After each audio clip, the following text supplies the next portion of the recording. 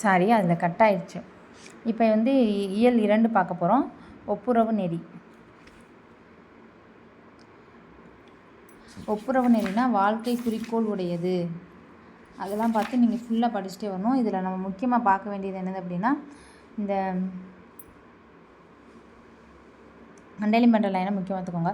வாழ்க்கை தொண்டினையே குறிக்கோளாக உள்ளது. வாழ்க்கை எதனையே குறிக்கோளுடையது, தொண்டினையே குறிக்கோளுடையது. அப்புறம் கொடுத்துருக்காங்களா, ஒருவர் எல்லாருக்காகவும் எல்லாரும் உருவாக்குறாங்க பொதுடைய நெறி திருவள்ளுவரின் வாழும் நெறி. அடுத்து இந்த லைனில் பாருங்கள், உதவி செய்வதற்கு பதில் அவரே எடுத்துக்கொள்ளும் உரிமையை வழங்குதல் ஒப்புரவு. ஒப்புரவுனா உதவி செய்வதற்கு பதில் அவரே எடுத்துக்கொள்ளும் உரிமையை வழங்குதல் ஒப்புரவு. அடுத்து ஒப்புரவு. இந்த அண்டர்லைன் லைன்களெல்லாம் கூட்டில் வைக்கலாம். ஐத்தான் இதில் அண்டர்லைன் பண்ணி காமிக்கிறேன். இம்பார்ட்டன்ட் லைன் பார்த்துக்கோங்க. ஒப்புரவு பெறுவதில் அந்நியர் அல்லர் உறவினர். இந்த லைனை நீங்கள் நல்லா பார்த்துக்கணும், ரீட் பண்ணிக்கோங்க இதுலேருந்து இது வர. அடுத்து பொருள் ஈட்டலும். அதில் வந்து வாழ்வு அறநிலையை பாதுகாவல் வாழ்வாக அமைய வேண்டும். இம்முறையை அப்பரடிகள் எடுத்து கூறினார். இந்த லைன் அப்பரடிகள் எடுத்துக்கூடிய வாழ்வு என்ன விளக்கம்? அறநிலையை பாதுகாவல் வாழ்வாக அமைய வேண்டும். அடுத்து அண்ணல் காந்தியடிகள் வழிமொழிந்த பாவேந்தர் பாரதிதாசனும் உலகம் உண்ணவும் உடுத்த உடுப்பா என்கிறார். அப்போ உலகம் உண்ணவும் உடுத்த உடுப்பா என்று கூறியவர் யார்? பாவேந்தர் பாரதிதாசன். அறநிலையை பாதுகாவல் வாழ்வாக அமைய வேண்டும் என்று கூறியவர் யார்? அப்பரடிகள். இந்த அண்டர்லைனில் பண்ண லைன்லாம் ரொம்ப முக்கியம், அதெல்லாம் பார்த்துக்கோங்க. அதுக்கடுத்து இங்கே இந்த சைடு பார்த்தோம் அப்படின்னா, வறுமையை பிணி என்றும் செல்வத்தை மருந்து என்று கூறுவது தமிழர் மரபு.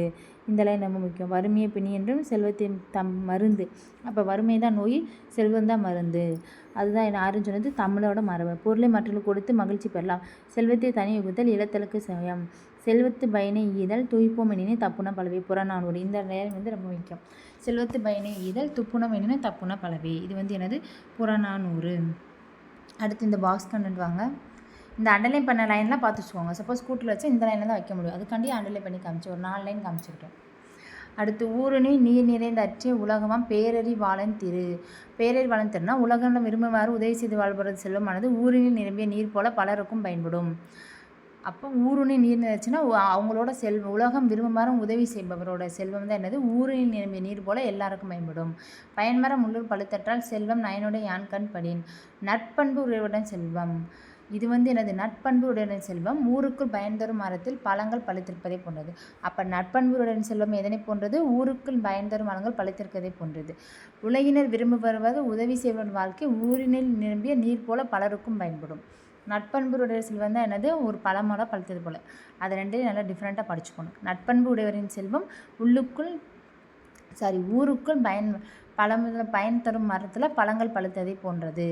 உலகம் விரும்புகிற உதவி செய்பவர் வந்துட்டு செல்வம் கிடச்சிச்சின்னு அப்படின்னா அது ஊருநில நீர் நிறைந்த மாதிரி எல்லாருக்கும் பயன்படும் அப்படின்னு சொல்கிறாங்க. அவ்வளோதான். இதில் அடுத்து நம்ம பாக்ஸ் கண்டென்ட் பார்க்க வந்துடணும். மக்கள் பணியை இறைப்பணியாக எண்ணி தம் வாழ்நாள் முழுவதும் தொண்டு செய்தவர் தவத்திரு குன்றக்குடி அடிகளார். அப்போ மக்கள் பணியை நம்ம இறைப்பணியாக செய்து வாழ்நாள் முழுவதும் தொண்டு செய்வதர் யாருன்னு கேட்டால் குன்றக்குடி அடிகளார். அடுத்து பாருங்கள், திருக்குறள் நெறியை பரப்புவதையே தம் வாழ்நாள் கடமையாக கொண்டவர். அப்போ திருக்குறள் நெறி பரப்புவதே தம் வாழ்நாள் கடமையாக கொண்டவர் யாருன்னு கேட்டாலும் யாரை தான் சொல்லணும்?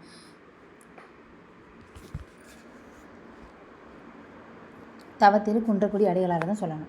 நாயன்மார் அடிச்சுவட்டல் குறள் செல்வம் ஆலயங்கள் சமுதாய மையங்கள் இதெல்லாம் இவர் எழுதிய நூல். அப்போ மக்கள் பணியை இறைப்பணியை வாழ்ந்தவர் யாருன்னு கேட்டாலும் குன்றக்குடி அடிகளார் தான். திருக்குறள் நெறியை பரப்புவதே தம் வாழ்நாள் கடமையாக கொண்டவர்னு கேட்டாலும் யார் அப்படின்னா குன்றக்குடி அடிகளார் தான். அடுத்து எழுதின நூல் நாயன்மார் அடிச்சுவட்டல் குறள் செல்வம் ஆலயங்கள் சமுதாய மையங்கள் அந்த ரெட்டிங்கில் இருக்குது. அடுத்து இதழ்கள் பார்த்தோன்னா அருளோசை அதிக அறிவியல். இது இதழ்கள் என்னது? அருளோசை அதிக அறிவியல். அடுத்து பாக்ஸ் கண்டென்ட் முடிஞ்சிருச்சு. 2 பாயிண்ட் தான். அவருக்கு 2 சிறப்பு இருக்குது. என்னது? மக்கள் பணி இறைப்பணியினை வாழ்ந்தவர், திருக்குறள் நெறியை பரப்புவதை தம் வாழ்நாள் கடமையாக கொண்டவர். அடுத்து எழுதிய நூல்கள் என்னென்னது? நாயன்மார் அடிச்சுவட்டல் குறள் செல்வம் ஆலயங்கள் சமுதாய மையங்கள். நாயன்மார் அடிச்சுவட்டல் குறள் செல்வம் ஆலயங்கள் சமுதாய மையங்கள். இதழ்கள்னு பார்த்தோன்னா அருளோசை அதிக அறிவியல். ஒருவர் எல்லாருக்காகவும் எல்லார் ஒருவருக்காகவும் என்பது என்ன நெறி? பொது உடைமை நெறி. செல்வத்தின் பயன் ஒப்புரவு. வறுமையை பிணி என்றும் செல்வத்தை மருந்து என்றும் கூறுவர். உலகம் உண்ணவும் உடுத்த உடுப்பா என்று கூறியவர் பாரதிதாசன். எதிர்ச்சொற்களை பொறுத்துக. எளிதினா அரிது, ஈதல்னா ஏற்றல், அந்நியர்னா உறவினர், இரவலர் அப்படின்னா புறவலர்.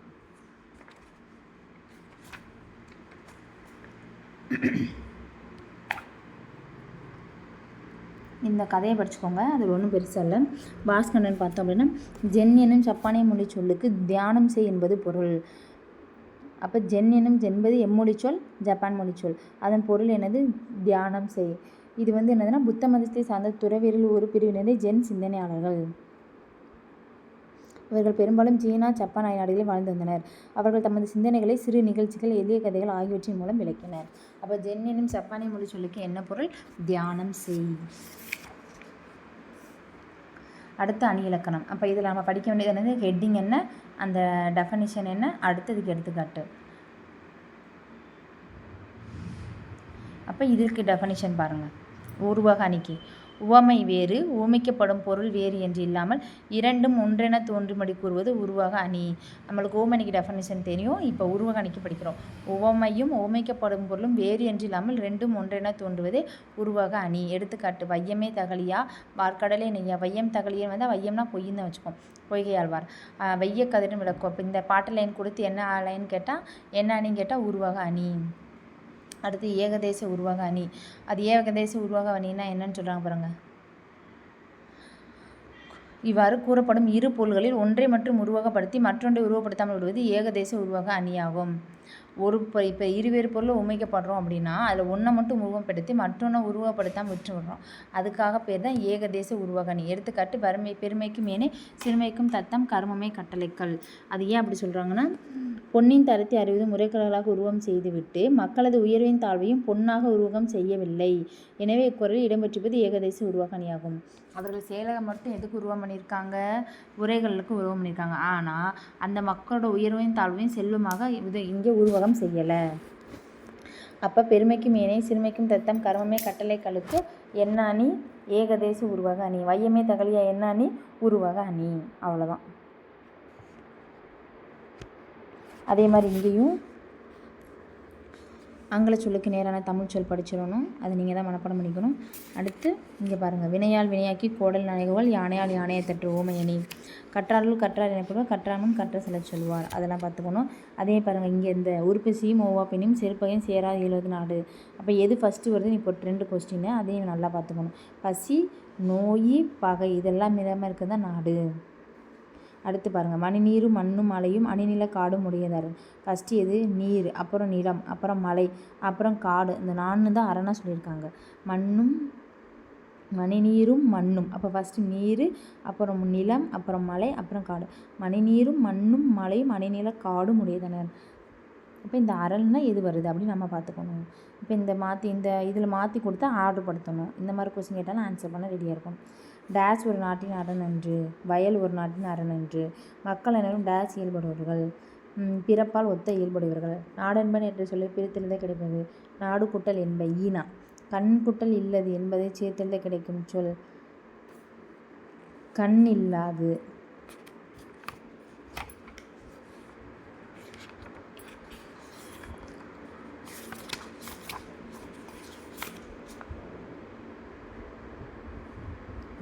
அடுத்து இயல் 3 மானுடம் வெல்லும். பாட்டலையும் படிச்சுக்கணும். மழைப்பொழிவு பாட்டலையும் படிச்சுட்டு இது யாருன்னு கேட்டால் கண்ணதாசன். சாந்தம்னா அமைதி, தாரணினா உலகம், தத்துவம்னா உண்மை, இரக்கம்னா கருணை, மகத்துவம்னா சிறப்பு, பேதங்கள்னா வேறுபாடுகள். அடுத்து கண்ணதாசன் பற்றி பார்க்க வரோம். கண்ணதாசனின் இயற்பெயர் முத்தையா. இவர் கவியரசு எனும் சிறப்பு பெயராலும் அழைக்கப்படுகிறார். அப்போ கண்ணதாசனுக்கு இயற்பெயர் முத்தையா, சிறப்பு பெயர் என்னது? கவியரசு. இது மாதிரி இப்போ நம்ம நிறையா தலைவர் பார்த்துட்டோம். 6th இப்போ 7th முடிகிறப்பையும் பாவலரேர் ஆரம்பித்து பாரதிதாசன் பண்ணோம். அதுக்கப்புறம் ராஜமார்த்தாண்டன், இப்போ கவியரசுக்கு பார்த்துருக்கோம். முத்தையா சிறப்பு பெயர் என்னது? கவியரசு.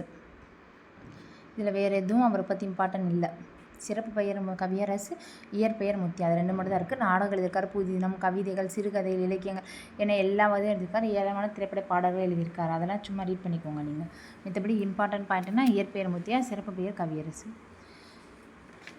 மனித வாழ்க்கையில் தேவைப்படுவது என்ன கொடுத்துருக்காங்க? பாட்டு லைன் பாருங்கள். சாந்தம் அமைதி தான். அப்போ இங்கே அமைதி இல்லை, அப்போ பொறுமை வரும். சாந்தம் பொறுமை. சாந்த குணமுடையவர்கள் டேஸ் முழுவதையும் வெல்வர், உலகம் முழுவதையும் பெறுவர். மலையளவு என்னும் சொல்லை பிரித்தெழுத கிடைப்பது மலை கூட்டல் அளவு ஆவண்ணா. தன்னாடு என்னும் சொல்லை பிரித்தெழுத கிடைப்பது தன் கூட்டல் நாடு ஈனா. மலை கூட்டல் அளவு